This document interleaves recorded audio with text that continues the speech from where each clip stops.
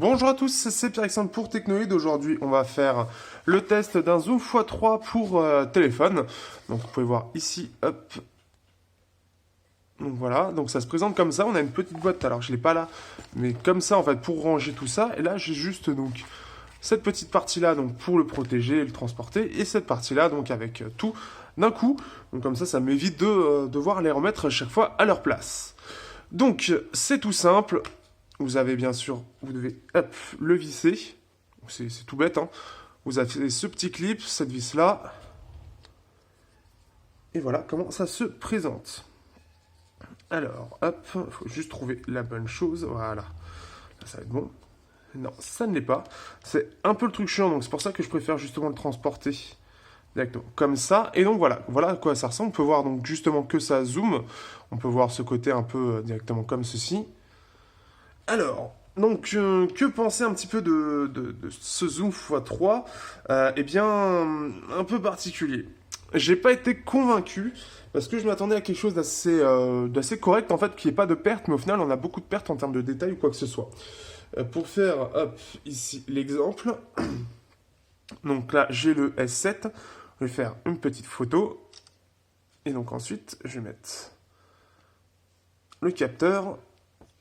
Alors ici, est-ce qu'il est bien posé? Voilà. Donc voilà ce que ça donne. Après, en fait, avec le zoom, donc je referai. Hop, ici. Donc vous imaginez bien. Hop, comme ça. Et comme ça. Donc ce qui fait que c'est quand même efficace, hein, en termes de zoom. On a un vrai zoom x3. Donc là, si on regarde au niveau du détail, on va avoir ça. Donc on voit qu'on commence à perdre du détail. Et ici, en fait, on sent, en fait, on n'a pas de réel gain, comme on peut le voir. On a l'impression d'avoir même limite plus de pertes que si je zoome ici. Donc, si vous regardez bien ici le include, on peut voir qu'on commence à avoir la perte de détail. Et si on va sur le x3, on voit un espèce de flou, en fait. C'est-à-dire que c'est ça le plus gros problème à l'heure actuelle. C'est que, en fait, ce zoom-là, il est bien, mais en fait, il apporte pas grand-chose. À la limite, ça peut servir juste pour ne pas s'embêter. Voilà. Mais en plus de ça, vous pouvez voir, en fait, les tremblements, on va déjà en avoir beaucoup plus. Qu'est-ce que je peux avoir? Bah, par exemple, hop, si je mets ça,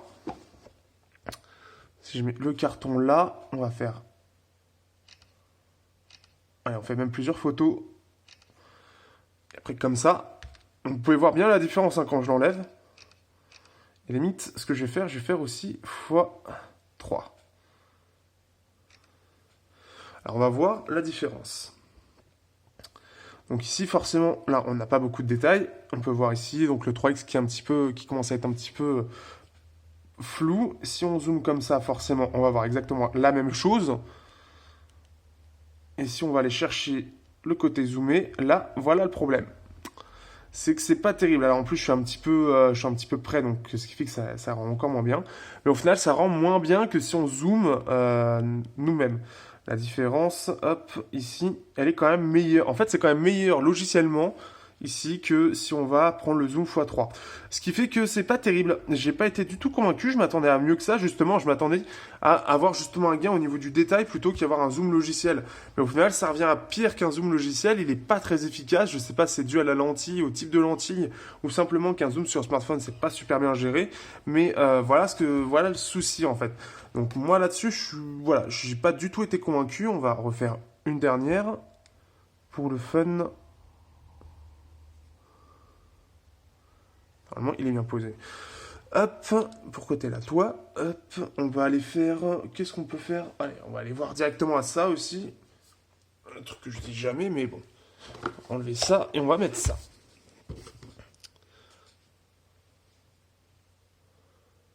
Donc là, par exemple, Mahjong. On va voir là où il y a plein de détails. Hop, ici. Et si on l'enlève, on va faire comme ça. Donc là, c'est en x3. Et là, en x1. Voilà.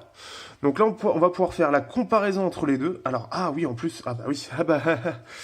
Donc, on va le remettre puisque j'étais en x3, x3. C'est pas ce qu'on cherche non plus. Donc là, on est en normal. Là, on va aller zoomer.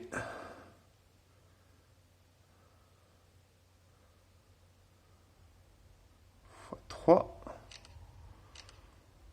Et là, on va dézoomer, et comme ça. Et à la limite, ce qu'on peut faire, en fait, le seul avantage, oui, on verra après, c'est qu'on peut zoomer après un zoom, donc on peut avoir un zoom plus grand encore.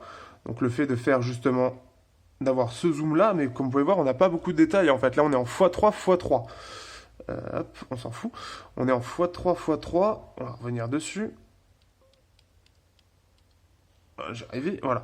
On est en x3, x3, et ce qui fait que on n'a pas beaucoup de détails au final. On n'aurait pas le gain qu'on devrait avoir. Donc c'est assez flou et on a très peu de détails. Là, on est en x3 normal. Donc ce qui fait que ça donne ça. Donc ce qui fait que c'est au final aussi flou que c'est même moins flou. Normalement, alors celui-là, je l'ai raté. Celui-là, forcément, on est à peu près aussi flou que logiciellement. Et là, on est sur le zoom, là on peut le voir, et on est à peu près aussi, on est à peu près pareil. Donc voilà, donc le gain en fait il est nul et il n'y a aucun ajout réel d'utiliser ce zoom x3, donc je suis assez déçu, je m'attendais réellement à un gain plus important et au final, non là l'appareil n'est pas très très intéressant en termes de zoom, en plus il est lourd donc ça c'est normal parce qu'il a une grosse lentille, mais le gain est nul en fait, donc c'est un peu dommage, donc moi je le conseille pas. Parce que voilà, c'est pas un zoom qui est intéressant. Donc voilà, sur ce, je vous dis à bientôt pour un prochain test sur Teknoid.